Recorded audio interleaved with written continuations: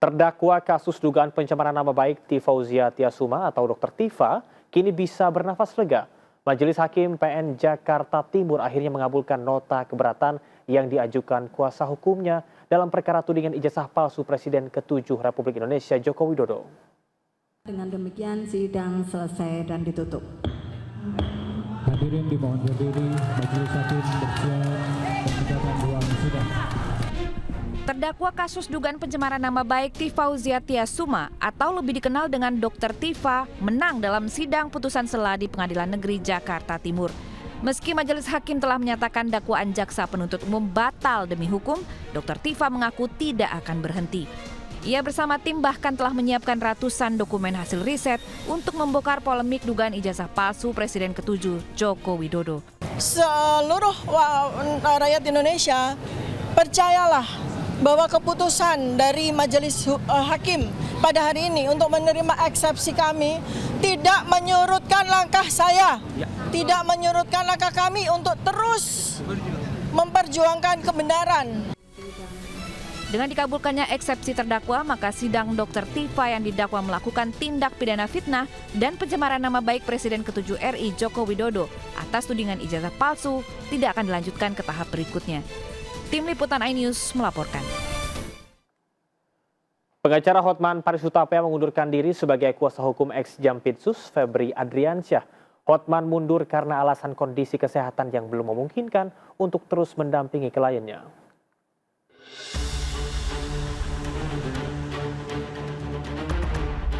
Baru beberapa waktu bergabung dalam tim kuasa hukum Febri Adriansyah, Hotman Paris kini memilih mundur dari perkara tersebut. Hotman mengaku mundur karena kondisi kesehatan yang belum memungkinkan untuk terus mendampingi Febri menyusul operasi saraf kejepit yang baru saja dijalani di Singapura. Sebelumnya Hotman sudah menyampaikan keputusan itu ke Febri dan ia mengatakan Febri telah menerima keputusan tersebut. Dalam kesempatan itu Hotman tampil di atas kursi roda karena masih dalam masa pemulihan. Tapi beliau menghimbau kalau bisa beberapa hari lagi. Tapi kalau otak saya terus mikir dan badan begini, aku takut makin parah. Udah. Kalau kau punya otak, lu tahu jawabannya. Nama Hotman sebelumnya sempat jadi sorotan setelah forum pemimpin redaksi mengkritik cara ia untuk menanggapi pertanyaan wartawan dalam konferensi pers kasus Febri. Akibatnya Hotman kini harus berurusan dengan pihak berwajib karena dinilai telah merendahkan profesi wartawan. Meski mendapat kritikan pada saat itu, Hotman masih bersikeras terus mendampingi kliennya. Kini Hotman memilih mundur dan fokus menjalani pengobatan di negara tetangga Singapura. Tim Liputan iNews melaporkan.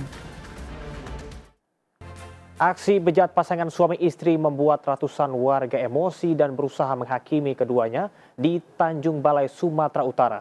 Keduanya diduga telah melakukan aksi cabul pada seorang anak laki-laki di bawah umur yang merupakan murid dari pelaku wanita.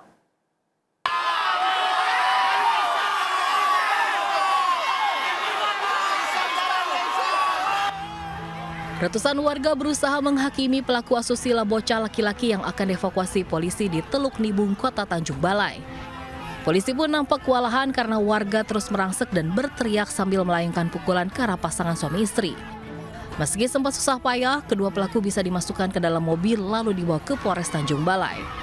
Sebelumnya massa mengepung rumah pelaku karena emosi lantaran pasutri ini diduga melakukan tindak asusila pada bocah yang merupakan murid dari pelaku wanita.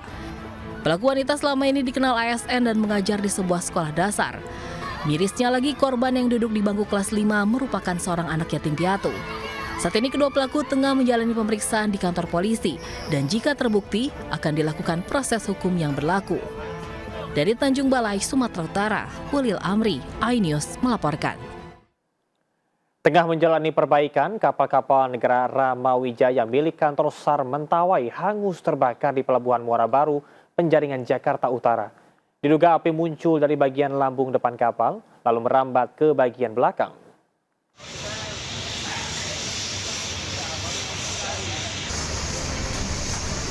Kobaran api cepat membesar dan melalap kapal negara Ramawijaya milik kantor SAR Mentawai yang tengah bersandar untuk perbaikan di Pelabuhan Muara Baru, Penjaringan, Jakarta Utara.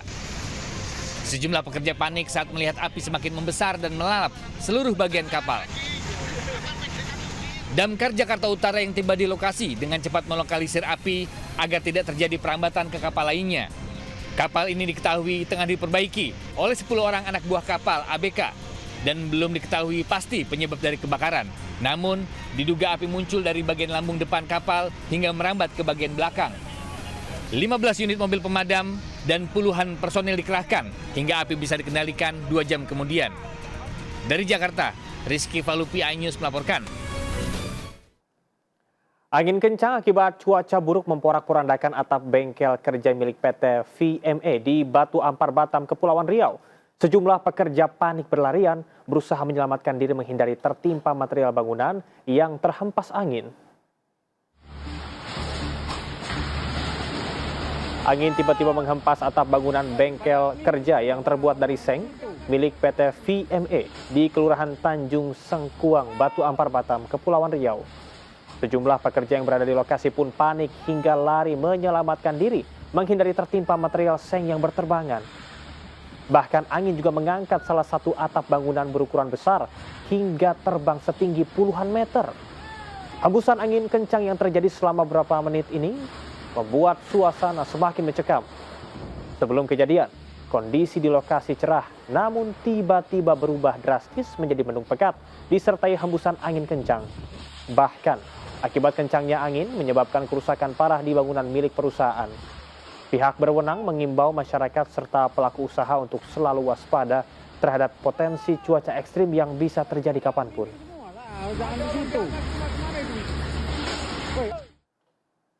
Terdakwa kasus dugaan pencemaran nama baik Tifauzia Tiasuma atau Dr. Tifa kini bisa bernafas lega. Majelis Hakim PN Jakarta Timur akhirnya mengabulkan nota keberatan yang diajukan kuasa hukumnya dalam perkara tudingan ijazah palsu Presiden ke-7 Republik Indonesia Joko Widodo. Dengan demikian sidang selesai dan ditutup. Hadirin dimohon berdiri, majelis hakim bersiap menegakkan ruang sidang. Terdakwa kasus dugaan pencemaran nama baik Tifauzia Tiasuma atau lebih dikenal dengan Dr. Tifa menang dalam sidang putusan sela di Pengadilan Negeri Jakarta Timur. Meski majelis hakim telah menyatakan dakwaan jaksa penuntut umum batal demi hukum, Dr. Tifa mengaku tidak akan berhenti. Ia bersama tim bahkan telah menyiapkan ratusan dokumen hasil riset untuk membongkar polemik dugaan ijazah palsu Presiden ke-7 Joko Widodo. Seluruh rakyat Indonesia, percayalah bahwa keputusan dari majelis hakim pada hari ini untuk menerima eksepsi kami tidak menyurutkan langkah saya, tidak menyurutkan langkah kami untuk terus memperjuangkan kebenaran. Dengan dikabulkannya eksepsi terdakwa, maka sidang Dr. Tifa yang didakwa melakukan tindak pidana fitnah dan pencemaran nama baik Presiden ke-7 RI Joko Widodo atas tudingan ijazah palsu tidak akan dilanjutkan ke tahap berikutnya. Tim Liputan iNews melaporkan. Pengacara Hotman Paris Hutapea mengundurkan diri sebagai kuasa hukum ex-Jampitsus Febri Adriansyah. Hotman mundur karena alasan kondisi kesehatan yang belum memungkinkan untuk terus mendampingi kliennya.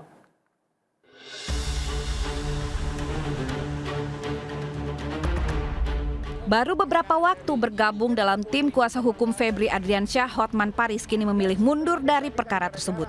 Hotman mengaku mundur karena kondisi kesehatan yang belum memungkinkan untuk terus mendampingi Febri menyusul operasi saraf kejepit yang baru saja dijalani di Singapura. Sebelumnya Hotman sudah menyampaikan keputusan itu ke Febri dan ia mengatakan Febri telah menerima keputusan tersebut. Dalam kesempatan itu Hotman tampil di atas kursi roda karena masih dalam masa pemulihan. Tapi beliau menghimbau kalau bisa beberapa hari lagi. Tapi kalau otak saya terus mikir dan badan begini, aku takut makin parah. Udah. Kalau kau punya otak, lu tahu jawabannya. Nama Hotman sebelumnya sempat jadi sorotan setelah forum pemimpin redaksi mengkritik cara ia untuk menanggapi pertanyaan wartawan dalam konferensi pers kasus Febri. Akibatnya Hotman kini harus berurusan dengan pihak berwajib karena dinilai telah merendahkan profesi wartawan. Meski mendapat kritikan pada saat itu, Hotman masih bersikeras terus mendampingi kliennya. Kini Hotman memilih mundur dan fokus menjalani pengobatan di negara tetangga Singapura. Tim Liputan iNews melaporkan. Berharap untung ternyata buntung. Aktris Amanda Manopo kini harus menelan rasa kecewa setelah orang kepercayaannya diduga menggelapkan dana perusahaan hingga miliaran rupiah. Rasa kecewa dan putus asa dari aktris Amanda Manopo tidak hanya piawai ia tampilkan ketika berperan dalam sinetron. Di dunia nyata, Amanda Manopo harus menelan pil pahit usai salah seorang pegawainya diduga telah menggelapkan dana perusahaan sebesar 3 miliar rupiah. Hanya dalam 8 bulan, pelaku diduga menyalahgunakan uang perusahaan dan uang pribadi Amanda untuk kepentingannya sendiri. Sadar telah dicurangi, Amanda kemudian memutuskan untuk membawa kasus ini ke polisi. Oh, capek jadi orang baik, sekali-sekali kayak kita harus memberikan efek jerah ya. Ada transaksi GoPay, OVO itu 25 juta, terus kayak jalan-jalan ke luar negeri, terus ke klub-klub daerah Bali, terus kayak biaya-biaya untuk hal-hal have fun lah. Pihak Amanda hingga kini masih mengumpulkan berkas dan akan membawa seluruh barang bukti yang terkumpul kembali ke Polda Metro Jaya pekan depan. Tim Liputan iNews melaporkan. Iming-iming sembako dan pinjaman dana murah kembali memakan korban. Di Bekasi dan Situbondo, puluhan warga kehilangan uang hingga miliaran rupiah setelah terperdaya modus penipuan yang berbeda. Di Kota Bekasi, puluhan ibu rumah tangga melaporkan dugaan penipuan berkedok penjualan sembako murah ke Polres Metro Bekasi Kota. Mereka didampingi kuasa hukum saat membuat laporan. Para korban mengaku tergiur penawaran minyak goreng, beras premium, hingga gula dengan harga jauh di bawah pasar melalui sistem pre-order. Namun setelah uang ditransfer, barang yang dijanjikan tidak pernah dikirim. Kerugian masing-masing korban diperkirakan berkisar antara 50 hingga 200 juta rupiah. Sedangkan total kerugian seluruh korban ditaksir melebihi 1,5 miliar rupiah. Menurut korban, pada 2 pengiriman awal pesanan masih berjalan lancar. Namun setelah itu terduga pelaku yang merupakan pasangan suami istri tidak lagi mengirim barang dan sulit dihubungi.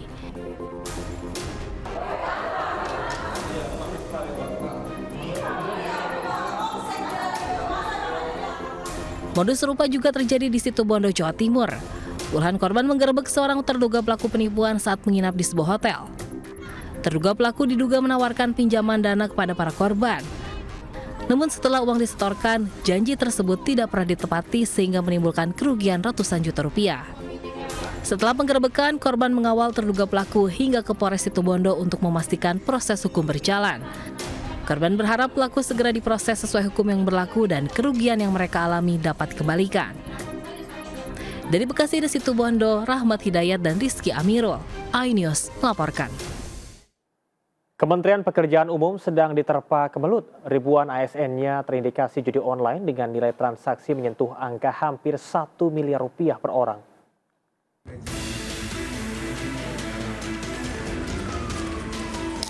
Di tengah upaya pemerintah memberantas judi online, PPATK justru membuka data mengejutkan.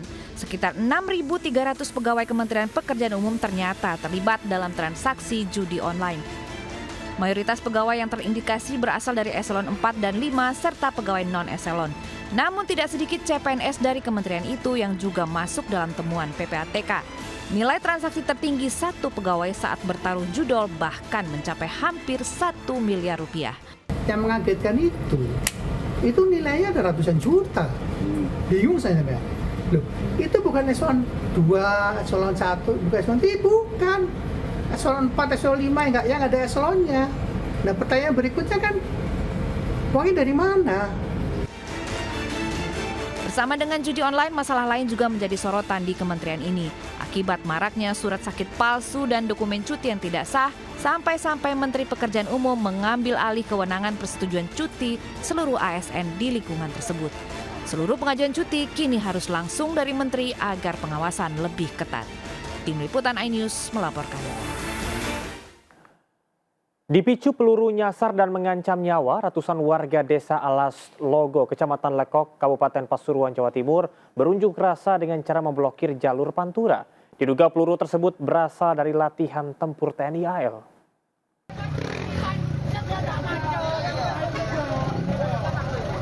Ratusan warga desa Alas Logo, Kecamatan Lekok, Kabupaten Pasuruan, Jawa Timur, memblokir jalur Pantura pada Kamis siang.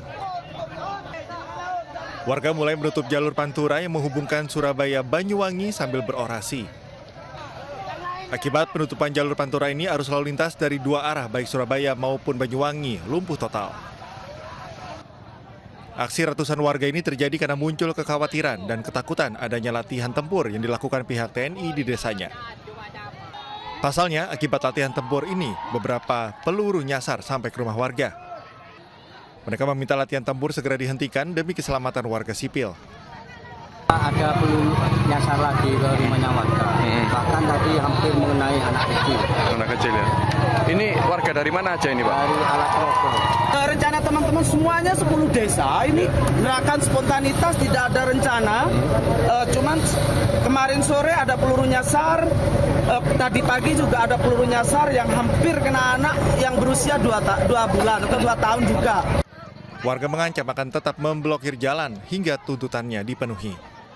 Dari Pasuruan, Jawa Timur, Jaka Samudra, iNews melaporkan. Antrean truk sampah menuju TPST Bantar Gebang mengular sepanjang 3 km hingga mengganggu arus lalu lintas di jalur Narogong, Bekasi, Jawa Barat. Diduga antrean dipicu pergantian shift pekerja hingga menyebabkan truk tertahan berjam-jam.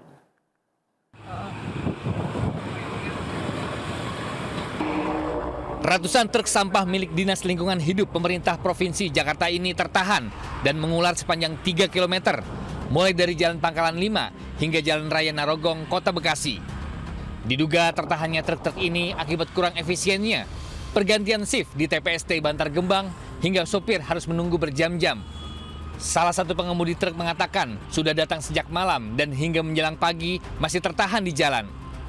Para sopir berharap antrian bisa diatasi karena imbasnya pada biaya perjalanan sopir yang membengkak. Dari Bekasi, Jawa Barat, Rahmat Hidayat, iNews melaporkan. Krisis air bersih dampak kemarau mulai dikeluhkan warga ibu kota hingga harus rela antre hingga malam hari di masjid kawasan Kalideres, Jakarta Barat. Krisis air bersih juga dikeluhkan warga desa Kosambi Dalam, Mekar Baru, Kabupaten Tangerang, Banten hingga rela membeli air bersih. Sementara di Sukabumi, Jawa Barat, ratusan warga berbondong-bondong demi mendapatkan bantuan air bersih. Setiap malam puluhan warga RW 08 rela antri sambil membawa galon kosong untuk mendapatkan air bersih gratis di Masjid Kawasan Kamal, Kalideres, Jakarta Barat. Air diambil untuk bisa memenuhi kebutuhan pagi hari mulai dari mandi, mencuci, masak, dan persiapan anak-anak berangkat ke sekolah. Warga mengaku sudah 3 bulan terakhir harus antri akibat pasokan air Pam Jaya tidak mengalir secara normal, bahkan mati total. Kondisi semakin sulit karena banyak warga sudah menutup sumur bor setelah jaringan Pam Jaya masuk ke wilayah mereka.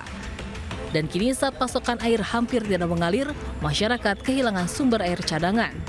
Meski masalah ini sudah diadukan, namun belum ada langkah konkret dari Pam Jaya. Dampak kemarau juga sudah dirasakan warga kampung Cirabun, Desa Kosambi Dalam, Mekar Baru, Kabupaten Tangerang. Warga rela antri mendapatkan bantuan air bersih karena sudah 2 bulan kesulitan air. Selama ini warga terpaksa membeli untuk pemenuhan air mulai dari tempat isi ulang hingga sumur tanah milik tetangga kampung. Warga berharap bantuan air bersih bisa diberikan rutin karena sangat meringankan beban masyarakat. Sementara di kampung Babakan Sari, Sekarwangi, Cibadak, Kabupaten Sukabumi, sejumlah emak-emak menyerbu penyaluran air bersih. Sambil membawa ember dan jerigen, warga antusias dan antri mengambil air bersih dari petugas. Sudah 2 bulan warga kesulitan air bersih untuk kebutuhan sehari-hari. BPBD Kabupaten Sukabumi mencatat sebanyak 6 kecamatan di Kabupaten Sukabumi terdampak kekeringan akibat kemarau. Tim Liputan iNews melaporkan. Berulah hingga merusak fasilitas umum, seorang WNA asal Belanda harus dideportasi petugas imigrasi Jakarta Selatan. Aksi perusakan pelaku terekam CCTV hingga viral.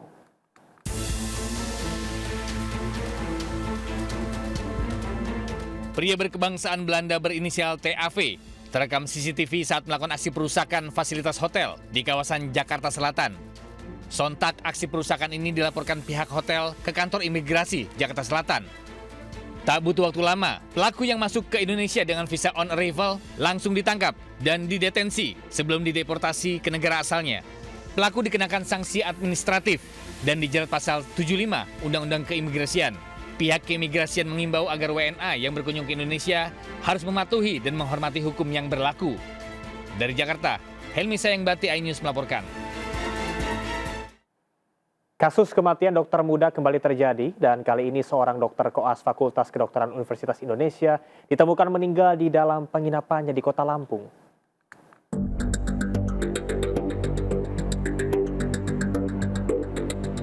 Muhammad Zulfikar Drakel, seorang dokter koas yang tercatat sebagai mahasiswa Fakultas Kedokteran Universitas Indonesia asal Kalimantan Tengah, ditemukan tidak bernyawa dalam kamar mandi sebuah penginapan di Kota Lampung. Korban dievakuasi usai pengelola penginapan mendapat laporan dari rekan korban yang curiga karena korban tak bisa dihubungi. Kecurigaan saksi kian bertambah karena korban tidak keluar kamar selama 2 hari.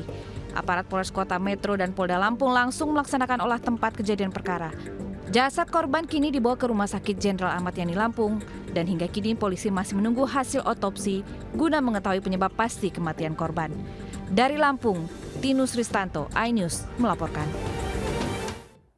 Hari pernikahan yang seharusnya berjalan bahagia malah berujung di kantor damkar. Akibat cincin pernikahan mempelai wanita malah tersangkut di jari pengantin pria di Goa, Sulawesi Selatan. Cincin emas itu pun terpaksa diganti karena sudah terpotong. Masih dengan pakaian pengantin lengkap, Muhammad Makbul mendatangi kantor damkar untuk mengevakuasi cincin emas pengantin yang tersangkut di jarinya di Goa, Sulawesi Selatan.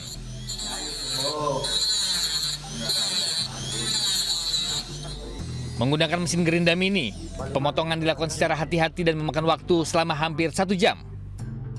Kejadian berawal dari mempelai pria yang salah memasukkan cincin pernikahan di jarinya saat prosesi pemasangan cincin. Cincin yang seharusnya untuk mempelai wanita justru dimasukkan ke jari mempelai pria. Hingga akhirnya tak bisa dikeluarkan dan terpaksa meminta bantuan petugas damkar. Meski jari tangan pengantin pria sempat mengalami pembengkakan, cincin emas ini akhirnya bisa dikeluarkan dengan cara dipotong.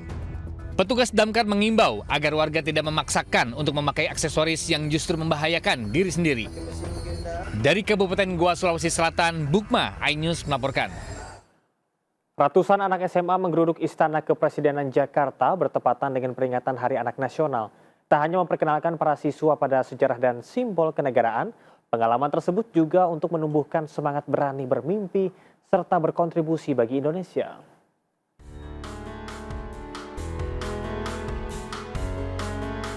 Istana Kepresidenan Jakarta tiba-tiba dipadati ratusan pelajar SMAN 55 Jakarta yang mengikuti program Istana untuk Anak Sekolah. Kunjungan ini bertepatan dengan peringatan Hari Anak Nasional sekaligus memberikan pengalaman berharga bagi siswa. Selain mengenalkan sejarah dan simbol kenegaraan, pengalaman ini juga menumbuhkan semangat dan berani bermimpi serta berkontribusi untuk bangsa. Jika biasanya mereka melihat istana dari layar televisi, tapi kini bisa merasakan langsung, mulai dari Aula Hugeng, ruang kerja presiden, koleksi patung, hingga lampu kristal bersejarah. Pengalaman ini pun bisa menjadi motivasi untuk terus belajar dan meraih cita-cita. Diharapkan dari rasa kagum pada istana, para pelajar juga membawa pulang semangat baru dan makin berani menyampaikan gagasan demi masa depan bangsa. Program Istana untuk Anak Sekolah dihadirkan sebagai ruang belajar dan membuka akses anak-anak Indonesia mengenal lebih dekat sejarah bangsa, nilai-nilai kebangsaan, serta simbol-simbol negara. Diharapkan juga akan tumbuh generasi muda berkarakter, percaya diri dan memiliki semangat mengabdi untuk Indonesia. Tim Liputan iNews melaporkan. Nasib 535.000 lebih warga negara Indonesia yang berada di Iran dipastikan dalam kondisi aman menyusul terus meningkatnya ketegangan antara Amerika dengan Iran. Hingga kini Kementerian Luar Negeri masih memantau perkembangan situasi keamanan di kawasan tersebut. Dan pemirsa, informasi ini sekaligus menutup jumpa kita pada hari ini. Saya Camar Hainda dan sampai jumpa.